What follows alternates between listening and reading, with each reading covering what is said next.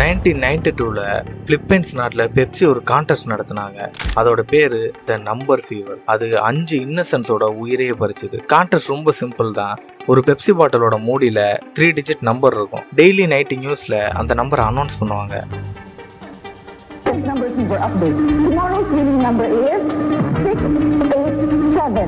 அந்த பாட்டிலோட கேப் உங்ககிட்ட இருந்தா நீங்க 1 மில்லியன் பெசோஸ், இந்திய மதிப்புக்கு ஒரு 10 லட்சம் ரூபாய் கிட்ட ஜெயிக்கலாம். 1992ல 1 மில்லியன் பெசோஸ்ங்கிறது ஒரு சாதாரண பிலிப்பைன் குடும்பத்தையே மாத்துற அளவுக்கு பெரிய அமௌண்ட். அதனால கான்டெஸ்ட் நாடு முழுக்க ரொம்ப ஃபேமஸ் ஆச்சு. எந்த அளவுக்குனா பெப்சி பாட்டிலோட மூடிகளை மக்கள் வீட்டில் குவிச்சு வைக்க ஆரம்பிச்சாங்க. நிறைய பேர் குப்பை தொட்டிகளில் கூட போய் தேட ஆரம்பிச்சாங்க. பெப்சியோட கணக்குப்படி அன்னைக்கு இருந்த பிலிப்பைன்ஸ் மக்கள் தொகையில பாதி பேருக்கு மேல இந்த கான்டெஸ்ட்ல கலந்துருக்காங்க. இந்த அளவுக்கு கான்டெஸ்ட் ஃபேமஸ் ஆனதால இன்னும் 5 வருஷத்துக்கு இதை எக்ஸ்டெண்ட் பண்றதா பெப்சி முடிவு பண்ணாங்க. ஆனா அதுக்கப்புறம் தான் எல்லாம் மோசமா மாறுச்சு. கான்டெஸ்ட்ல எத்தனை வின்னர்ஸ் இருக்காங்கிறத பெப்சி ஒரு கம்ப்யூட்டர் ப்ரோக்ராம் மூலமா தான் கண்ட்ரோல் பண்ணாங்க. பாட்டிலிங் பிளான்ஸுக்கு ஒரு குறிப்பிட்ட வின்னிங் நம்பர்ஸை கொண்ட பாட்டில் மூடிகளை மட்டும் அனுப்பப்பட்டுச்சு. அதனால பெப்சி அதோட பிரைஸ் பட்ஜெட்டை கண்ட்ரோலா வச்சிருக்க முடிஞ்சுச்சு.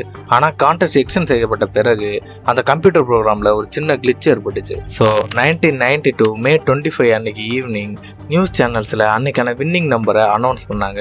அந்த நம்பர் 349. இந்த ஒரு நம்பர் தான் அடுத்த சில மணி நேரங்களில் பிலிப்பைன்ஸ் முழுவதையும் அதிர்ச்சிக்குள்ளாக போகுது. ஏன்னா 349ங்கிறது ஒரு நான் வின்னிங் நம்பர்.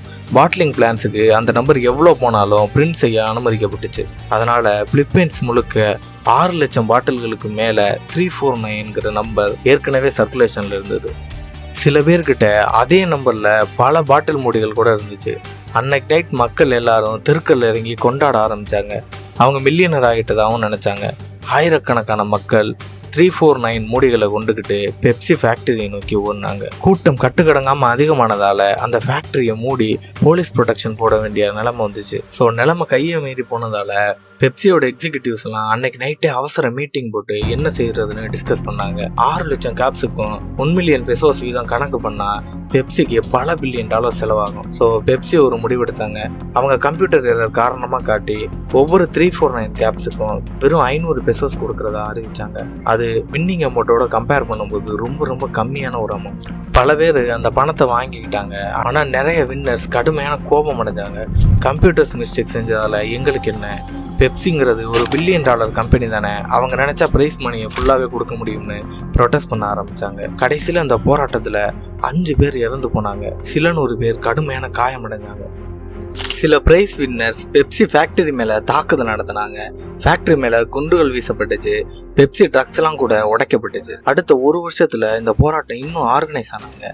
கோஆலிஷன் 349ங்கிற ஒரு குரூப் உருவாக்கி பெப்சி மேலே லீகல் ஆக்ஷன் எடுக்கப்பட்டுச்சு. அந்த குரூப்போட ஹெட்டா டெல் ஃபேயருங்கிற ஒரு லோக்கல் தேர்ந்தெடுக்கப்பட்டார். அவர் ஆயிரக்கணக்கான 349 பாட்டில் வின்னர்ஸை ஆர்கனைஸ் பண்ணி பெப்சி மேலே பல $1 மில்லியன் மதிப்பிலான கேஸ் போட முயற்சி செஞ்சார். ஆனால் அந்த பிரச்சனை அங்கேயும் முடியலை. 1993ல சில நியூஸ் பேப்பர் ஹெட்லைன்ஸில் பெப்சி அவங்களோட சொந்த ட்ரக்ஸை அவங்களே பாம்பு போட்டதா போட்டிருந்துச்சு. இந்த அலிகேஷன் ஒரு போலீஸ் ஆஃபீஸரோட சாட்சியை அடிப்படையாக வச்சு வெளியாச்சு. அந்த ஆஃபீஸர் என்ன சொன்னார்னா, கோஆலிஷன் 349 டெரரிஸ்ட் குரூப் மாதிரி காட்ட பெப்சி மிஷனரிஸை அந்த கூட்டத்துக்குள்ள அனுப்புனதா சொன்னார். கூடவே சில பேர் பெப்சி அவங்களுக்கு பணம் கொடுத்து பிரச்சனையை உருவாக்க சொன்னதா கோர்ட்டில் சொன்னாங்க. ஆனால் பெப்சியோட லாயர் இந்த அலிகேஷனை ஃபுல்லாக மறுத்துட்டாரு. அதுக்கப்புறம் 1993ல கோர்ட் பெப்சி எக்ஸிக்யூட்டிவ்ஸ்க்கு அரெஸ்ட் வாரண்ட் கூட வெளியிட்டாங்க. இது கோஆலிஷன் 349க்கு பெரிய வெற்றியாக பார்க்கப்பட்டுச்சு. ஆனால் அது ரொம்ப நேரத்துக்கு நினைக்கல.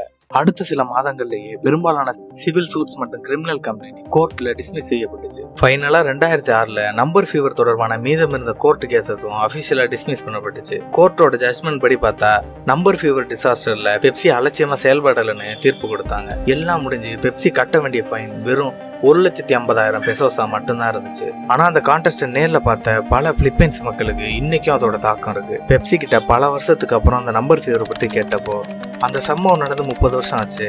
அந்த ப்ரோக்ராம்ல இருந்த எக்ஸிக்யூட்டிவ்ஸ் யாருமே இப்போ பெப்சில வேலை செய்யலைன்னு சொன்னாங்க. கூடவே அந்த ப்ரோக்ராம் மிஸ்டேக் காரணமா பிலிப்பைன்ஸ் மக்களுக்கு ஏற்பட்ட பெயின் அண்ட் சஃபரிங்க்கு வருத்தத்தையும் தெரிவிச்சிருக்காங்க. இந்த கேஸை பத்தி நீங்க என்ன நினைக்கிறீங்க? பெப்சி மேல தப்பா இல்ல போராடின மக்கள் மேல தப்பா? உங்களோட தாட்ஸை கமெண்ட்ல சொல்லுங்க.